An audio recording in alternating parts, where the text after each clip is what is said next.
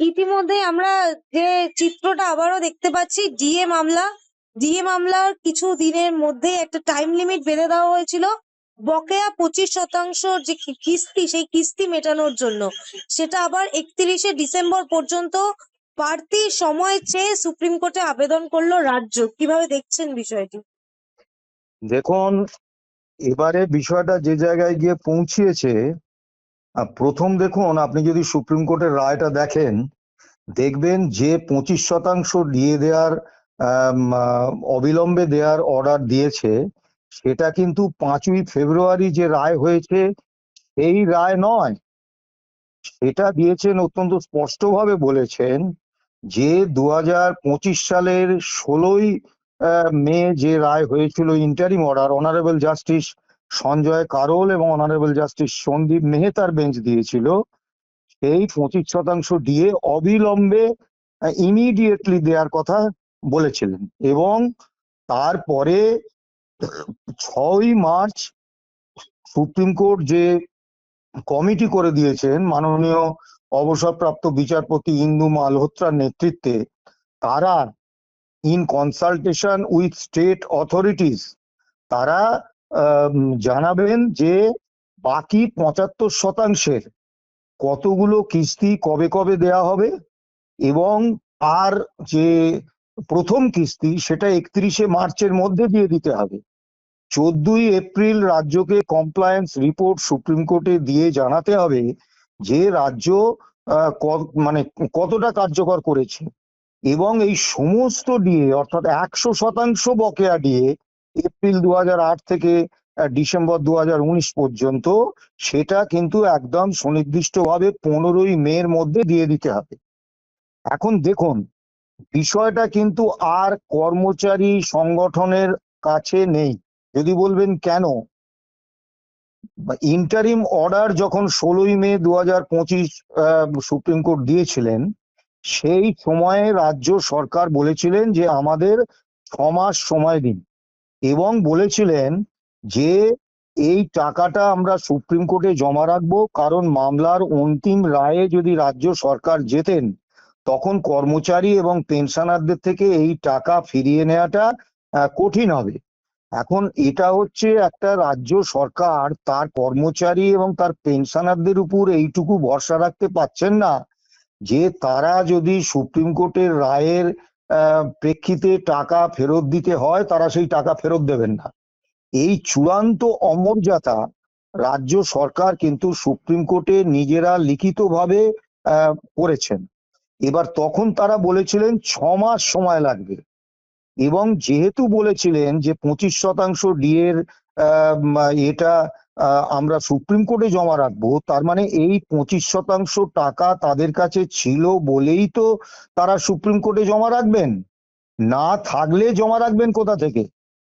তাই এরপর দেখুন, 5ই মে বা 5ই ফেব্রুয়ারি 2026 চূড়ান্ত রায় হলো, ঐতিহাসিক রায়, এবং রায়টা মাইল ফলক।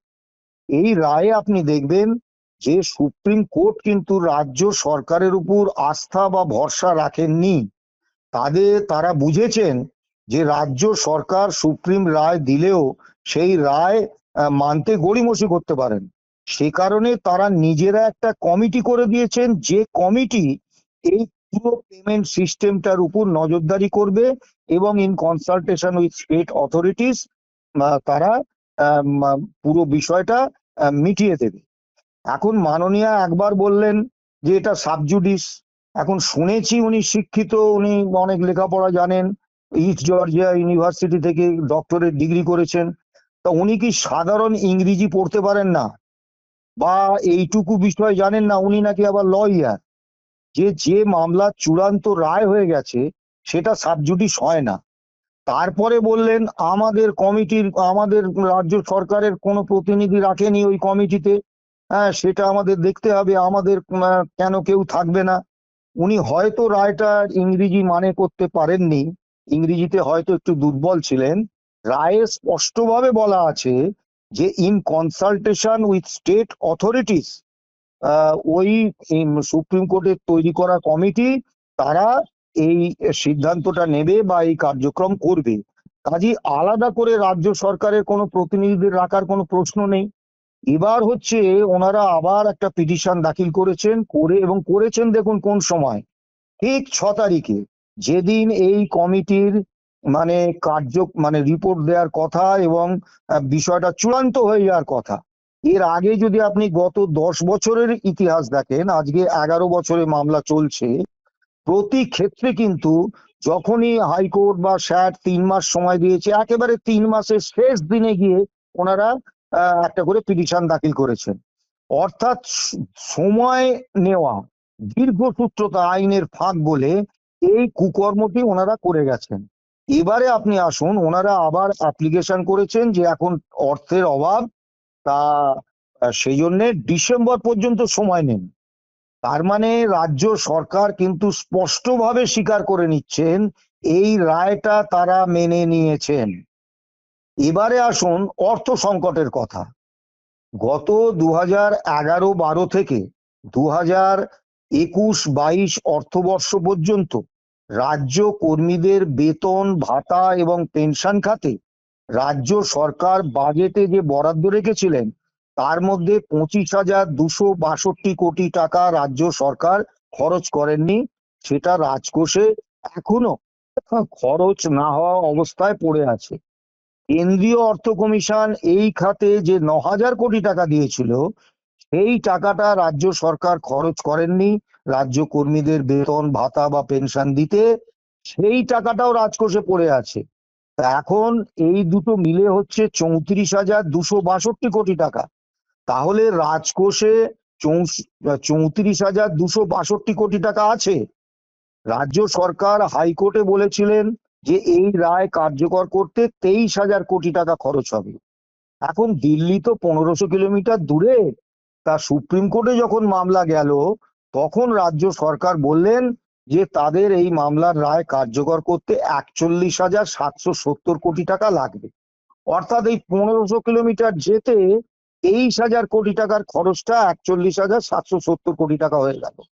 এখন এই যে রাজকোষে যে 34,262 কোটি টাকা পড়ে আছে রাজ্য কর্মীদের বেতন পেনশন এবং ভাতা খাতে, সেই টাকাটা হচ্ছে এই 41,770 কোটি টাকার 88%।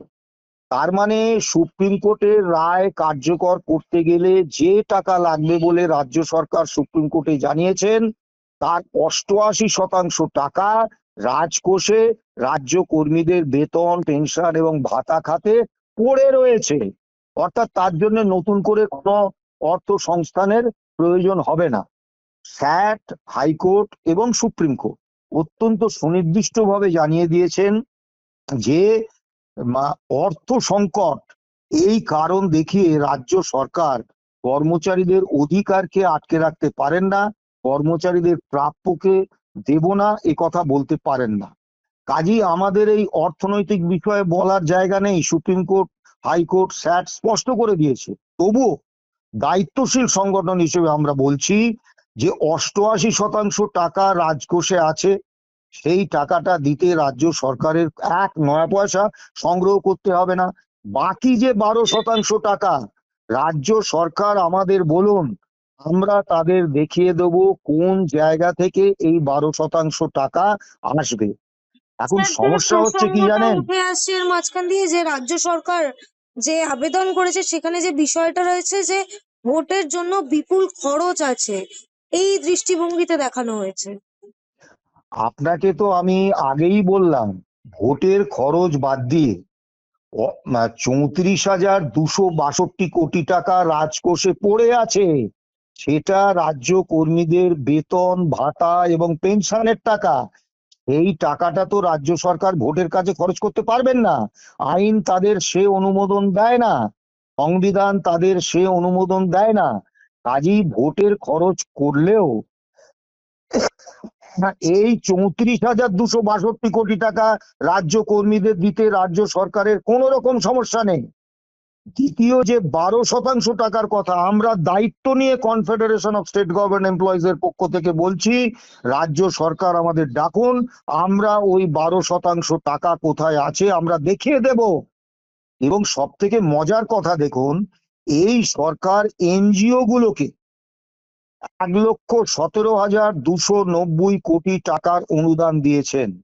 এনজিও গুলো পরিচালনা করে শাসক দলের বিভিন্ন নেতা, তাদের বিধায়ক, সাংসদ এবং মন্ত্রীরা।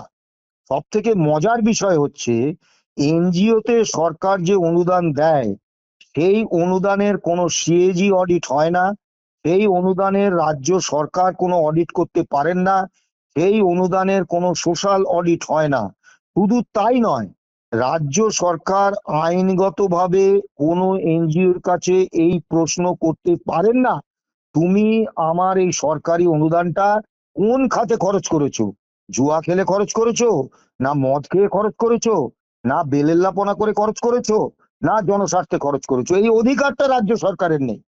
অর্থাৎ রাজ্য সরকার এই 1,17,290 টাকা আমার আপনার করের টাকা, কষ্টার্জিত আয় থেকে যে করটা আমরা দিই, সেই টাকা শাসক দলের নেতা মন্ত্রীদের পকেটে ঢুকিয়ে দিয়েছেন ওই এনজিও কে অনুদানের এতে।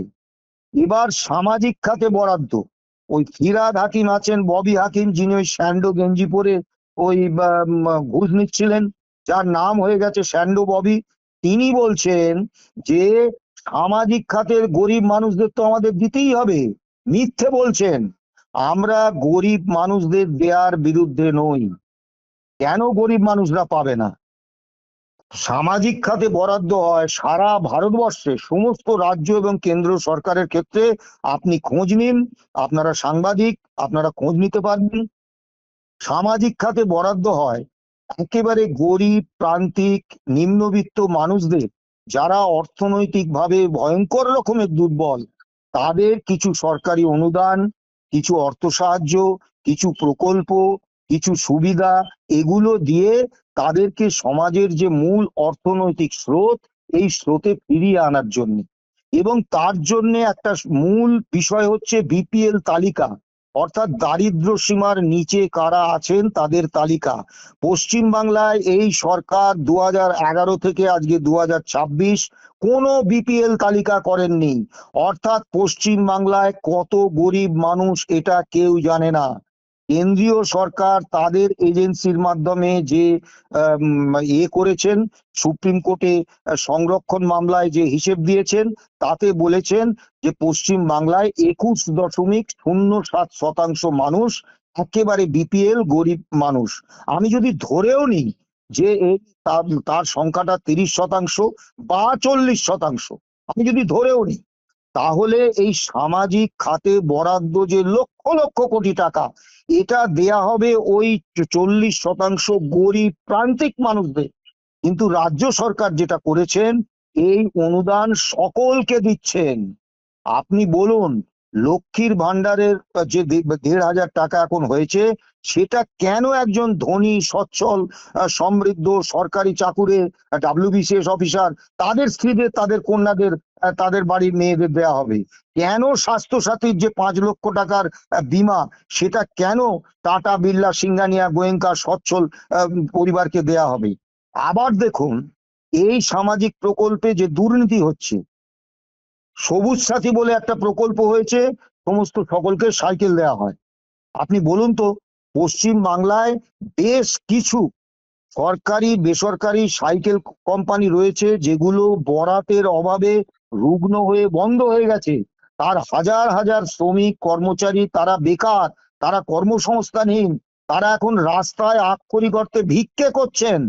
তা যদি সরকার এই সবুজ সাথী সাইকেলের অর্ডারটা এই সরকারি, পশ্চিমবাংলার সরকারি বেসরকারি সাইকেল কোম্পানিগুলোকে দিত, সেগুলো তাদের পুনরুজ্জীবন হতো, সেই শ্রমিক কর্মচারীরা কাজ পেতেন, এবং সেই কারখানাগুলোকে কেন্দ্র করে একটা অর্থনৈতিক কর্মকাণ্ড শুরু হতো, আরো বহু মানুষের পরোক্ষ কর্মসংস্থান হতো।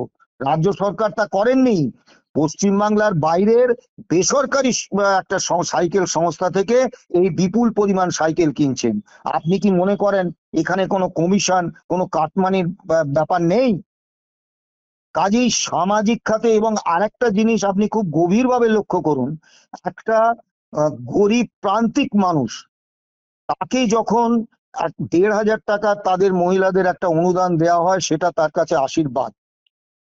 কিন্তু যে টাকাটা এবারে 42,000 কোটি টাকা লক্ষ্মীর ভান্ডার বাবদ সরকার খরচ করছেন, এই 42,000 কোটি টাকা যদি ওই গরিব মানুষগুলোকে দেয়া হতো, তাহলে আমি যদি গরিব মানুষ ধরে নিই 30%, তাহলে এই 42,000 টাকা এই 30% গরিব মানুষ পেতেন। মানে এক একজন 4,500-5,000 টাকা করে পেতেন। তাদের সত্যিই কিছুটা আর্থ সামাজিক উত্তরণ ঘটতো। কিন্তু সেই টাকাটা, গরিব মানুষের প্রাপ্য টাকাটা, তারা একেবারে মানে ধনী, অতি ধনী, অতি সচ্ছল তাদের কাছে বিলিয়ে দিচ্ছেন। কি নির্বাচনে কাউকে অসন্তুষ্ট করবেন না, ভোট ব্যাংক তৈরি করবেন। কাজেই এই সামাজিক খাতে বরাদ্দ দেখিয়ে রাজ্য কর্মীদের তো বরাদ্দ আটকে রাখা যাবে না। তবে এবারে সব থেকে বড় কথা যেটা, সেটা হচ্ছে মহামান্য সুপ্রিম কোর্টকে এবার ভাবতে হবে। আমরা contempt notice honourable chief secretary এবং অনারেবল ফিনান্স সেক্রেটারিকে দিয়েছি এবং কন্টেম্পট মামলা সুপ্রিম কোর্টে দায়ের করেছি। কিন্তু সুপ্রিম কোর্টের এই রায়ে অত্যন্ত স্পষ্ট, যেহেতু রায়টা কার্যকর করার দায়িত্ব মহামান্য সুপ্রিম কোর্ট নিজেরা নিয়েছেন, সেহেতু এবার সুপ্রিম কোর্টের ভূমিকাটা দেখা উচিত। যদি সুপ্রিম কোর্টের রায় একটা রাজ্য সরকার এইভাবে অবজ্ঞা করে যায় এবং তার বিরুদ্ধে সুপ্রিম কোর্ট যদি দৃষ্টান্তমূলক কোনো শাস্তিমূলক ব্যবস্থা না নেয়, তাহলে আমার মনে হয় সমগ্র বিচার ব্যবস্থার প্রতি মানুষের আস্থা চলে যাবে। সুপ্রিম কোর্টকেও কিন্তু এই বিষয়টা গভীরভাবে ভাবতে হবে।